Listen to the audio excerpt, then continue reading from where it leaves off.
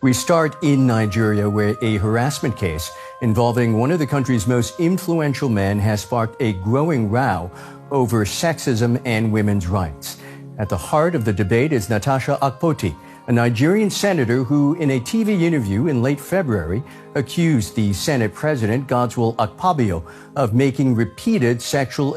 Guys, to be candid, this is not good for the image of Nigeria. See, rather than the Nigerian government and the Senate would have done the right thing by giving Senator Natasha, opportunity to have her mind, submit her evidence, let this thing be investigated, they hinder her. As a result of this, she is now dragging Akpabio like I better pass my neighbor generator internationally. Guess what? The biggest magazine, New York Times, have just granted her interview. Guys, we are going to be watching the video now. This one not good at all. Biggest magazine in the whole world. They will send invitation to Akpabio to hear. He said, I guess he refusal. What did this guy do? He sent his lawyer to write to them. You understand? And number two, the guy also wrote to court. That court has banned Natasha and Akpabio never to speak on this in public. But guess what? Natasha still spoke. Of course, there's freedom of speech. Now they are not ashamed. Akpabio has not been speaking on this. It's Natasha. So shame the casual. Would this have happened if they have done the right thing? This woman, if I'm to give this is a fight now, if I'm to score them between Akpabio and Natasha 9.5, Akpabio have not 1-1.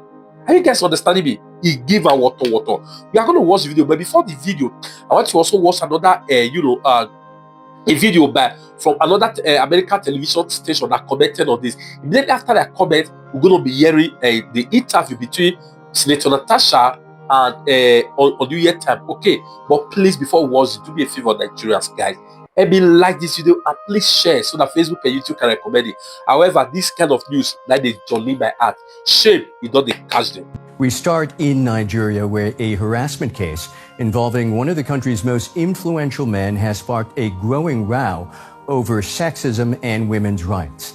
At the heart of the debate is Natasha Akpabio, a Nigerian senator who, in a TV interview in late February, accused the Senate President, Godswill Akpabio, of making repeated sexual advances towards her, claims that he has consistently denied.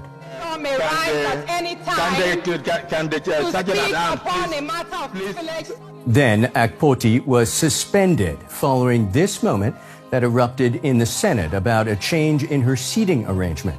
Senator Akpabio, one of only 4 women in the 109-seat chamber, was barred for 6 months, just days after making her complaint on TV. The Ethics Committee said she had violated procedural rules. Separately, her sexual harassment petition was rejected on procedural grounds. Protests have taken place in support of Akpabio and her treatment, with some women's rights groups organizing rallies under the banner, "We Stand with Senator Natasha," as seen here in the Nigerian capital, Abuja. Akpabio recently spoke to DW and provided some context to her allegations. It all started about a year ago, where the Senate President made sexual advances at me. He also has publicly made sexual remarks, whereby last year on the floor of the Senate, he shut me down during a debate saying that I am not in a nightclub. And then because I refused to yield into his demands, malice developed. And from that malice, he denied me several rights. I was denied speaking on the floor. I could not raise my motions. I couldn't participate in debates. And I was removed for a number of international activities. So all of that went on, and I was still silent, thinking that in the process of holding everything up, he would discover his wrong, recognize me as his colleague, and let me work. But no, it got worse. On the 4th of February this year, he removed me as chairperson of the Committee on Local Content. And 2 weeks after, he, in a bid to take away my visual presence in the Senate, he moved my seat to a far corner. And that was where all broke loose. I lost it. I couldn't take any more of his attacks on me, and I spoke out on the floor. I refused to take to the seats that he had moved me to. In response to those comments, the Senate President's office has told DW that Senator Akpoti disrupted Senate proceedings by refusing to take her reassigned seat, saying 10 others were similarly reassigned and complied. We asked the Senate president for an interview, but instead received a written statement. Here's part of it. Senator Natasha Akpoti-Uduaghan's narrative is a strategic deflection aimed at evading responsibility for her disorderly conduct, breach of legislative protocol, and contempt for Senate authority. It goes on to say sexual harassment is a serious issue that deserves due process and fair hearing. However, false or politically motivated allegations weaponized for personal gain are equally damaging. So, what are Nigerians making of this debate? All right, this from New York Times. I just searched it out from Google. She accused the Senate president of harassment. All right, 11 hours ago it was posted. Now let's go straight to the news and read from the side. Female senator faces down. A classic abuse of power in Nigeria. Senator Natasha Akpoti-Uduaghan said Nigeria third most powerful politician punished her for not heeding his advances, but that she won't be stopped. Okay? When Nigeria's third most powerful politician was accused of sexual harassment on national television this year, a fierce backlash ensued against his accuser. Natasha Akpoti-Uduaghan, one of 4 women in Nigeria 109 seat Senate, was suspended for 6 months without pay in February.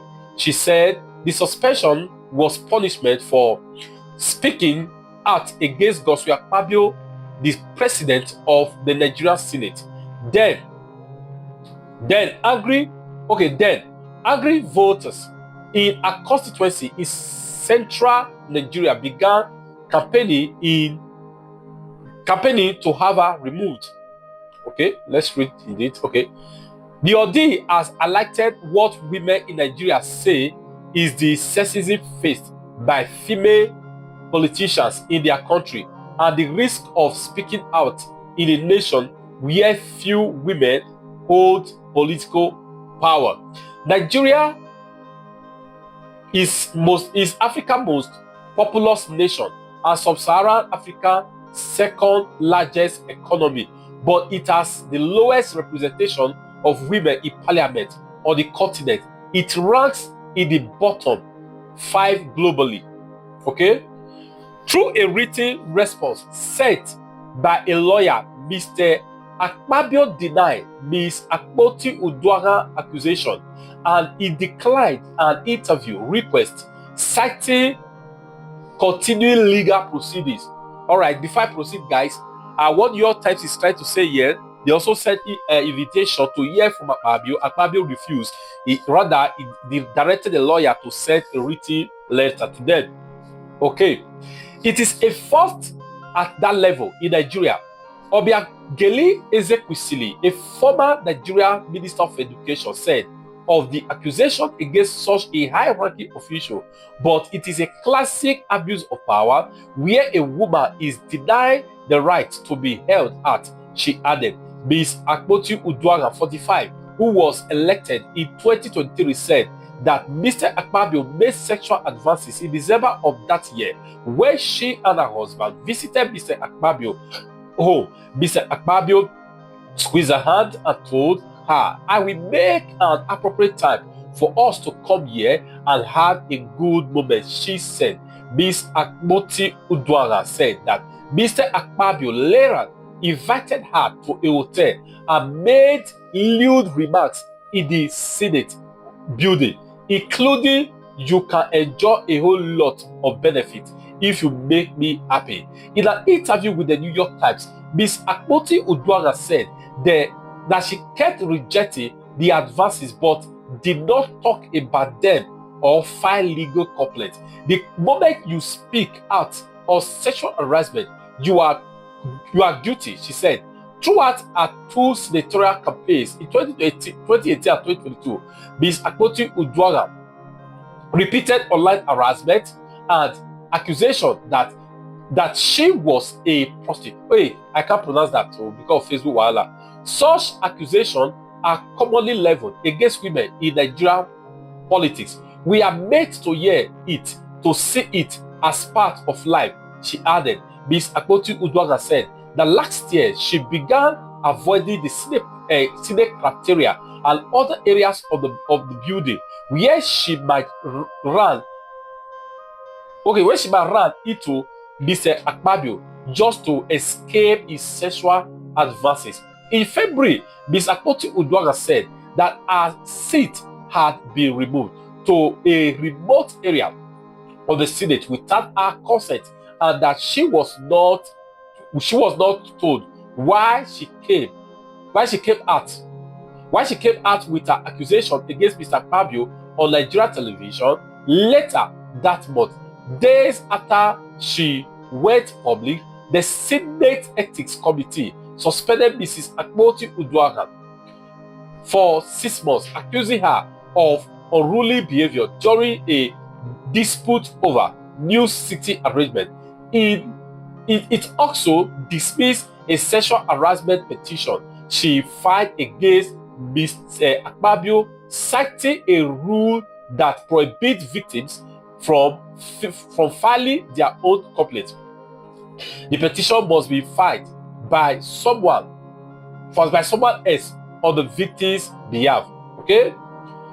Since the submission, Ms. Akpoti Uduaghan has received okay, let me read this place again.